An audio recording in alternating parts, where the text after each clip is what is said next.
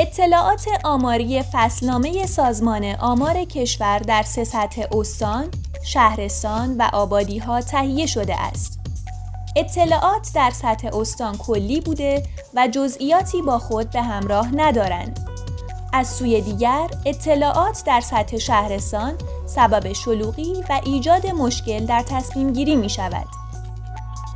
با بکارگیری رویکردی مبتنی بر مدل سازی GIS که در اداره سامانه‌ها و زیرساخت‌های اطلاعات مکانی سازمان نقشه‌برداری کشور توسعه داده شد، نقش ویژه تحلیل‌های مکانی در میزان تحقق عدالت اجتماعی برجسته شده است.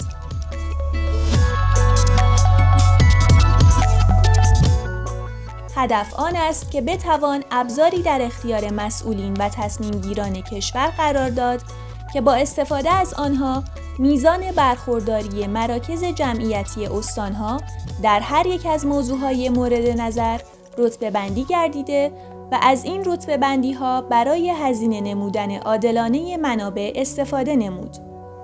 هدف غایی تحلیل‌های مکانی دستیابی به شاخصی جامع است که سیمای وضعیت اجتماعی، اقتصادی، فرهنگی و محیط زیستی کشور را به تصویر بکشد، به گونه‌ای که بتوان بودجه کشور را مکان محور نمود.